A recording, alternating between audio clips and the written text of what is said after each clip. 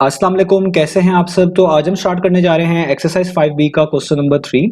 तो मेरे पास ये थिंक न्यू सिलेबस मैथमेटिक्स की बुक 1 है और उसका ये चैप्टर नंबर 5 चल रहा है। मैंने इस चैप्टर के नेम से एक सेपरेट प्लेलिस्ट बनाई हुई है, उसका लिंक भी नीचे डिस्क्रिप्शन में दिया हुआ है ताकि आप लोगों को उस चैप्टर से रिलेटेड तमाम सॉल्यूशंस एक जगह पर आसानी से इसी प्लेलिस्ट में मिल सकें। इसके अलावा आपको डिस्क्रिप्शन में मेरे सोशल अकाउंट्स के लिंक यानी मेरी फेसबुक प्रोफाइल, मेरी इंस्टाग्राम प्रोफाइल और मेरा ईमेल आईडी भी मिल जाएगा। आप इन्हीं अकाउंट्स के थ्रू अपने क्वेश्चंस को, सजेशंस को मुझ तक भी पहुंचा सकते हैं। तो आइए स्टार्ट करते हैं क्वेश्चन नंबर 3 को। पहले हम इसकी स्टेटमेंट को रीड करेंगे, अच्छे से समझेंगे, फिर इसके सोल्यूशन की तरफ बढ़ेंगे। तो यहाँ पे मेंशन्ड है the items you buy at a supermarket amount to $17.69। तो हमें कहा जा रहा है कि कुछ आइटम्स हैं जो कि सुपरमार्केट से बाय किए गए हैं और इन तमाम आइटम्स का जो टोटल अमाउंट बनती है या आप एक तरह का कह लें टोटल जो बिल बना है इन तमाम आइटम्स को खरीदने के बाद इस सुपरमार्केट से, वो बना है $17.69। तो जब भी कोई अमाउंट इस तरह आप कह लें डेसिमल्स में लिखी होती है तो डेसिमल से पहले वाली जो वैल्यूज होती हैं वो डॉलर्स को रिप्रेजेंट कर रही होती हैं और डेसिमल के बाद वाली वैल्यूज जो होती हैं वो सेंट्स को रिप्रेजेंट कर रही होती है। तो इसलिए हम इस वैल्यू को पढ़ रहे हैं $17.69। आगे रीड करते हैं। तो आगे लिखा हुआ है after informing the cashier that you will be paying in cash. तो हमने जब ये सुपरमार्केट से शॉपिंग किया है, कुछ आइटम्स बाय किए हैं जिसकी टोटल अमाउंट भी इतनी बन चुकी है, तो हमने कैशियर को बता दिया कि भाई हम जो ये सारे पैसे देंगे ना ये कैश में देंगे। कैश में देने का मतलब है हम कोई ऑनलाइन मीडियम नहीं यूज कर रहे, कोई क्रेडिट डेबिट कार्ड नहीं यूज करेंगे, हम कैश इन हैंड आपको ये तमाम की तमाम जो अमाउंट है वो देंगे। तो कैशियर ने क्या किया, she rounds down the amount to the nearest 5 cents instead of rounding the amount to the nearest 5 cents. तो कैशियर ने इस अमाउंट को यानी $17.69 को राउंड डाउन कर दिया। अब देखिए यहाँ पे दोनों जगह पे आपको राउंडिंग का वर्ड यूज होता हुआ नजर आ रहा है, लेकिन यहाँ पे लिखा हुआ है राउंड, लेकिन उसके आगे लिखा हुआ है डाउन। याद रखिए राउंड डाउन का मतलब होता है राउंड ऑफ करके चीजों को कम कर देना, घटा देना, चीजों को कम करना राउंड ऑफ करके ही कहलाता है राउंड डाउन करना। तो कैशियर ने क्या किया, कैशियर ने इस अमाउंट को राउंड डाउन कर दिया, घटा दिया। कितनी अमाउंट तक घटा दिया, नियरेस्ट 5 सेंट तक, यानी नियरेस्ट 5 सेंट तक उसने राउंड डाउन करके इसको कम कर दिया। जबकि वो चाहती और वो ये भी कर सकती थी कि वो इस अमाउंट को 5 सेंट तक नियरेस्ट राउंड ऑफ कर देती, ये बढ़ जाती, यानी इस तरह भी हो सकता था, जबकि उसने ऐसा नहीं किया, उसने तो उसको राउंड डाउन कर दिया। तो राउंड डाउन के अंदर एक चीज स्पेसिफिक होती है कि आप राउंड ऑफ ही कर रहे होते हैं, लेकिन राउंड ऑफ करके चीजों को कम कर रहे होते हैं, घटा रहे होते हैं। जबकि बाकी जो आपका जनरल राउंड ऑफ करना होता है उसमें ऐसा नहीं हो रहा होता। उसके अंदर आपके पास जो रूल्स रेगुलेशंस होते हैं कि 5 या 5 से बड़ा हो पिछले में, ऐड कर दो, नहीं है तो वैसे रहने दो, इस तरह चीजें चल रही होती हैं। तो यहाँ पर वो यही हमें समझाना चाह रहे हैं कि ये जो हमारा बिल बना था जो कि हमने कैश में पे करना था, तो कैशियर ने ऐसा क्यों किया कि वो इसको नियरेस्ट 5 सेंट तक प्रॉपर्ली राउंड ऑफ भी कर सकती थी, लेकिन उसने इसको राउंड ऑफ करने के बजाय राउंड डाउन कर दिया। यानी राउंड ऑफ तो किया लेकिन राउंड डाउन की सेंस में, यानी राउंड ऑफ करके वैल्यू को घटा दिया। कहां तक घटा दिया, नियरेस्ट 5 सेंट तक। अब आगे हमसे इसी के मुतालिक क्वेश्चन पूछे जा रहे हैं, इसी में सारी चीज क्लियर होगी। तो पहले पूछा जा रहा है what is the difference between rounding down the amount to the nearest 5 cents and rounding the amount to the nearest 5 cents. तो वो हमसे यही पूछ रहे हैं कि इन दोनों चीजों में फर्क क्या है।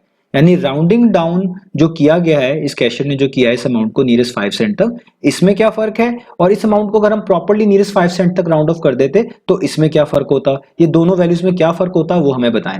तो उसके लिए हम क्या करेंगे, हम पहले इस वैल्यू को यहां पर लिख लेते हैं। तो जो अमाउंट हमने पे करनी है वो है $17.69। आप जानते हैं डेसिमल से पहले जो ये आपके पास वैल्यूज है ये डॉलर को रिप्रेजेंट कर रही होती है, यहाँ पर ये डॉलर्स हैं, और डेसिमल के बाद जो वैल्यूज होती हैं ये आपके पास किसको रिप्रेजेंट कर रही होती हैं, ये सेंट्स को रिप्रेजेंट कर रही होती हैं। ठीक है, अब देखिए जो कैशियर ने क्या किया है, कैशियर ने नियरेस्ट 5 सेंट तक इसको राउंड डाउन किया है, तो हम इसलिए सेंट की बात कर लेते हैं। तो इसलिए मैं जस्ट इन सेंट्स को यहाँ पर आपके आसानी के लिए लिख रहा हूँ कि लेट्स से 69 सेंट्स है। ठीक है, अब 69 से आप पहले जाएं थोड़ा सा, तो यहाँ पे कहीं करके मैं आपको समझाने के लिए बता रहा हूँ कि 65 सेंट होंगे और 65 में आप 5 सेंट्स ऐड कर दें तो आपके पास होंगे 70 सेंट्स। तो आप देखिए एक तरह की रेंज बन गई कि 65 से अगर आप देखें 70 तक, ये 5 सेंट्स की रेंज है।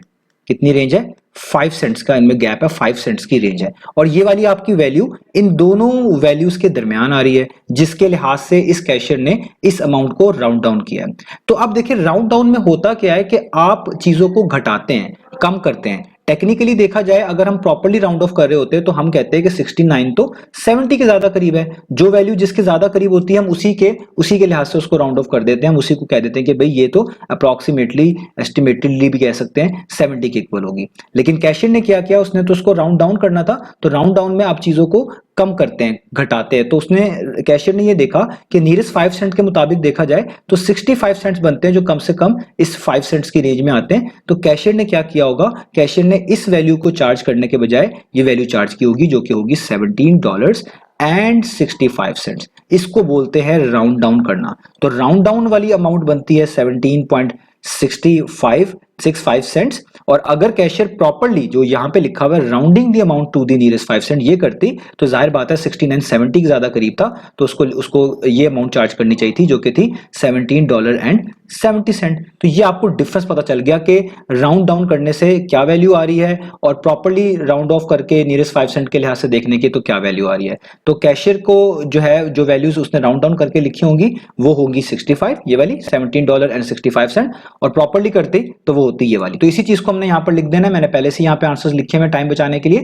तो आप ऐसे ही लिखेंगे कि $17.69 को जब आप राउंड डाउन करेंगे तो ये बनेगी $17.65, और अगर आप इसको rounded to the nearest 5 cent करते तो ये बनती $17.70। और मैंने आपको बता भी दिया कि राउंड डाउन के अंदर हमेशा हम चीजों को देख रहे होते हैं कम करने के पर्सपेक्टिव से, घटाने के पर्सपेक्टिव से। तो 69 के लिहाज से देखें तो सबसे करीबी जो नियरेस्ट 5 सेंट बनते हैं कम करने के लिहाज से पीछे उसके वो 65 ही बनते हैं, तो इसलिए $17.65 जो है राउंड डाउन किया गया होगा।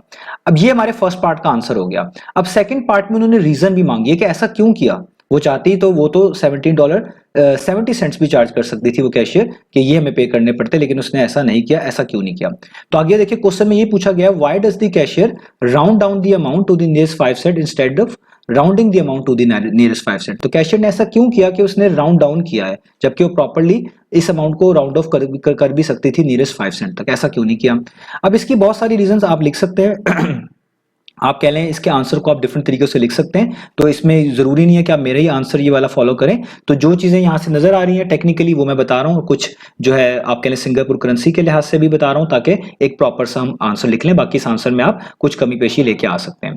तो देखिए एक तो ये कि 5 सेंट बहुत छोटी जो है ना डिनोमिनेशन होती है, बहुत छोटी करेंसी होती है सिंगापुर में। यानी छोटी करेंसी से यहाँ पे ये मुराद ली जा रही है कि कभी कभार कस्टमर के पास एग्जैक्टली इतनी छोटी अमाउंट नहीं होती कि वो उसको पे कर सके। तो हो सकता है कैशियर ने सोचा होगा कि इतनी छोटी अमाउंट नहीं है उसके बाद पे करने के लिए, तो उसने ये राउंड डाउन किया होगा ताकि वो एक प्रॉपर्ली जो है ना पे कर सके, कुछ अमाउंट को बेहतरली पे कर सके। ठीक है, तो अब यहाँ पे देखिए ये लिखा हुआ है, हम ये लिख देंगे कि 5 सेंट बहुत छोटी करेंसी सिंगापुर में।